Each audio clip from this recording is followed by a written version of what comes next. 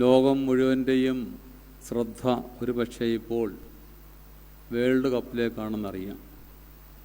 അത് ലോകത്തിൻ്റെ ഇപ്പോഴത്തെ ഈ ദിവസങ്ങളിൽ ഒരു ശ്രദ്ധാകേന്ദ്രമായി മാറിയിരിക്കുന്നു. കേരളത്തിൻ്റെ പ്രത്യേകമായൊരു ശ്രദ്ധ ഇപ്പോൾ ഈ ദിവസങ്ങൾ പ്രത്യേകമായിട്ടും ലഹരി വിരുദ്ധ പ്രവർത്തനങ്ങളിലേക്ക് കേന്ദ്രീകൃതമായിരിക്കുന്നു.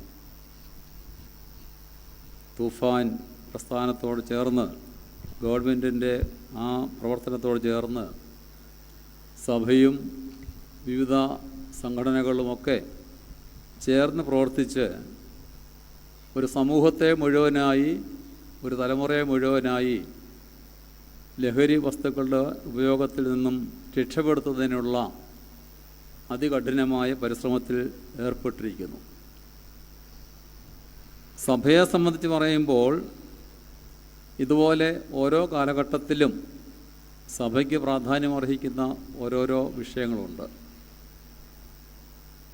2 ദിവസങ്ങൾക്ക് മുമ്പ് ജൂലൈ മാസം 3-ാം തീയതി ഭാരതസഭയുടെ സ്ഥാപകൻ, നമ്മളെല്ലാവരുടെയും പിതാവാകുന്ന പരിശുദ്ധ മാർത്തോമാ ശ്ലീഹായുടെ ദുഃഖറോനോ പെരുന്നാൾ നാം ആചരിച്ചു.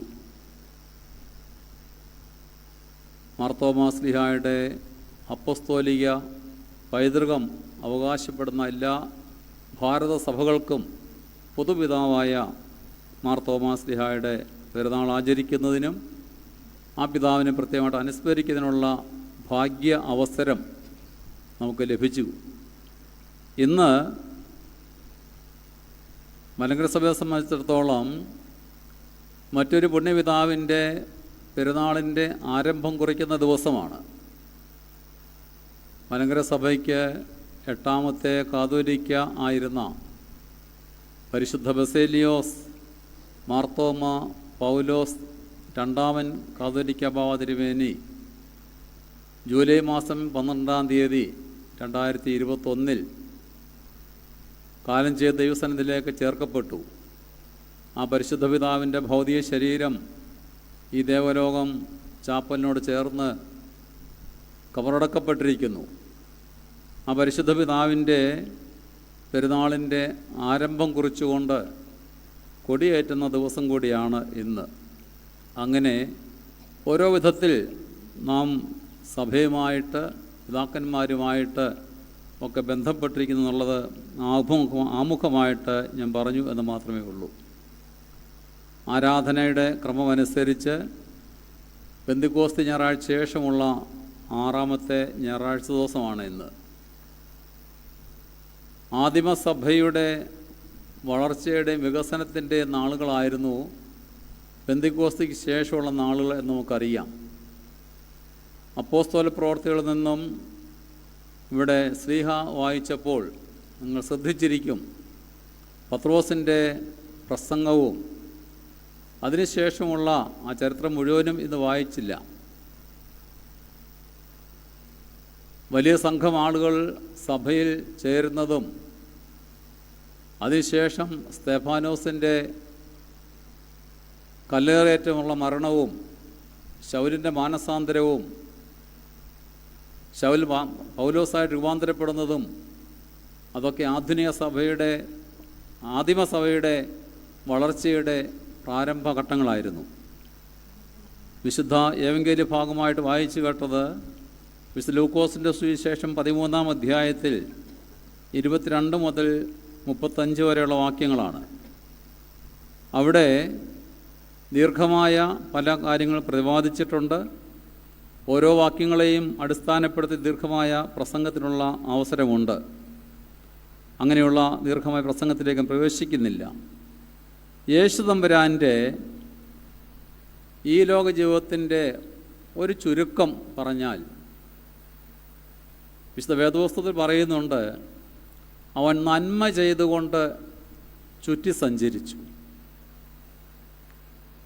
ഇന്നത്തെ വിശുദ്ധ ഏവങ്കേല്യ ഭാഗം ആരംഭിക്കുന്നതും അവൻ ഉപദേശിച്ചുകൊണ്ട് ഗ്രാമങ്ങളിലും പട്ടണങ്ങളിലും സഞ്ചരിക്കുകയും യെരൂശലേമിലേക്ക് പോവുകയും ചെയ്തു.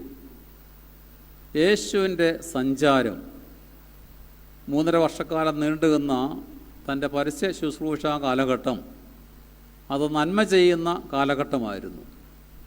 അവിടെ താൻ രോഗികൾക്ക് സൗഖ്യം കൊടുത്തു, ദുഃഖിതരെ ആശ്വസിപ്പിച്ചു, മരിച്ചവരെ ഉയർപ്പിച്ചു, വിശന്നിരുന്നവർക്ക് ആഹാരം കൊടുത്തു.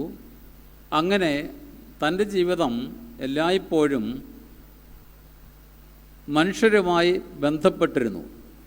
സാധാരണക്കാരുമായിട്ട്, ദുഃഖിക്കുന്നവരുമായിട്ട്, രോഗബാധിതരുമായിട്ട്, ദുരിതമനുഭവിക്കുന്നവരുമായിട്ട് ബന്ധപ്പെട്ടിരുന്നു.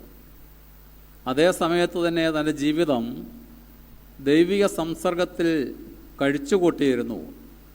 രാത്രിയുടെ യാമങ്ങളിൽ താൻ മലയുടെ മുകളിലേക്ക് കയറിപ്പോവുകയും പിതാവാം ദൈവത്തിലുള്ള സംസർഗത്തിൽ തൻ്റെ സമയം ചിലവഴിക്കുകയും ചെയ്തിരുന്നു. അപ്പോൾ രാത്രികാലങ്ങളിൽ മലയുടെ മുകളിൽ പിതാവാം ദൈവമാണ് സംസർഗത്തിൽ കഴിയുകയും പകൽക്കാലം മലയിൽ നിന്നും ഇറങ്ങി വന്ന് സാധാരണക്കാരുടെ ഇടയിൽ ചുറ്റി സഞ്ചരിച്ച് ജീവിക്കുകയും ചെയ്തിരുന്ന യേശുവിൻ്റെ പരസ്യ ശുശ്രൂഷയുടെ ഒരു ഭാവവും രൂപവും. ഇത് യഥാർത്ഥത്തിൽ മലങ്കര സഭയുടെ ശുശ്രൂഷയുടെ ഒരു ഭാഗം കൂടിയാണ്. ഇന്ന് ജൂലൈ മാസം ആദ്യത്തെ ഞായറാഴ്ച ദിവസം സഭയുടെ മിഷൻ സൺഡേ ആയിട്ട് ആചരിക്കുന്ന ദിവസം കൂടിയാണ്. അപ്പോൾ സഭയുടെ ശുശ്രൂഷയുടെ മാതൃക ഇതുതന്നെയാണ്. സഭയുടെ പ്രവർത്തനങ്ങൾ ഏതെല്ലാം മേഖലയിൽ എത്തപ്പെടണം, ഏതെല്ലാം മേഖലയിൽ ഉൾക്കൊള്ളണം എന്ന് ചോദിച്ചാൽ അതിൻ്റെ മാതൃക നമുക്ക് മറ്റാരുമല്ല, നസ്രായനായ യേശു തന്നെയാണ്. പ്രാർത്ഥനയുടെ അടിസ്ഥാനം പിതാവാം ദൈവമായുള്ള സംസർഗം. ആ പ്രാർത്ഥനയിലൂടെ ശക്തി പ്രാപിച്ചുകൊണ്ട്, അതിലൂടെ കൃപ പ്രാപിച്ചുകൊണ്ട്, അതിലൂടെ ബലം ധരിച്ചുകൊണ്ട്, ഉൾക്കൊണ്ടുകൊണ്ട് മനുഷ്യ സമൂഹത്തിന് വേണ്ടി, നന്മയ്ക്ക് വേണ്ടി പ്രവർത്തിക്കാൻ സാധിക്കുക. നാം ഇന്ന് പ്രത്യേകമായിട്ട് അനുസ്മരിക്കാൻ ആരംഭിക്കുന്ന പരിശുദ്ധ ബസേലിയോസ് മാർത്തോമ പൗലോസ് ദ്വിതീയൻ ബാവാ തിരുമേനിയുടെ ജീവിതകാലഘട്ടം പരിശോധിക്കുമ്പോഴും നമുക്കൊക്കെ വളരെ പരിചിതമുള്ള ഒരു ജീവിതമാണ്. കാലം ചെയ്തിട്ട് 5 വർഷം മാത്രമേ ആയിട്ടുള്ളൂ. അതുകൊണ്ട് ആ ജീവിതം എത്രമാത്രം ഇപ്രകാരമുള്ള ആ ജീവിതത്തിൻ്റെ 2 ഭാവങ്ങൾ, ഒന്ന് ദൈവസംസർഗം, മറ്റൊന്ന് മനുഷ്യ സംസർഗം.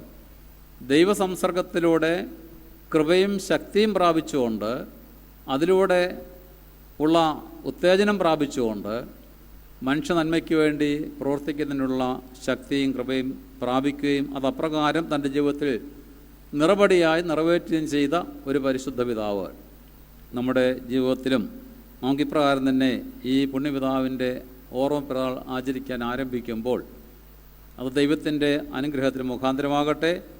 ആ പരിശുദ്ധ പിതാവിൻ്റെ സ്വർഗീയ മധ്യസ്ഥത നമുക്കെല്ലാവർക്കും കാവലും കോട്ടയമായിരിക്കട്ടെ. യേശു തമ്പുരാൻ്റെ ജീവിത മാതൃകയിൽ നമ്മുടെ ജീവിതത്തെയും ക്രമീകരിച്ച് ദൈവ സംസർഗത്തിൽ ജീവിതം കഴിച്ചുകൂട്ടുന്നതിനും അതിലൂടെ മനുഷ്യർക്ക് നന്മ പ്രവർത്തിക്കുന്നതിനുള്ള കൃപകൾ ലഭിക്കുന്നതിനും ഇടയാകട്ടെ പ്രാർത്ഥിച്ചുകൊണ്ട് വാക്കുകൾ അവസാനിപ്പിക്കുന്നു. ദൈവം നമ്മെ വാഴ്ത്തി അനുഗ്രഹിക്കട്ടെ.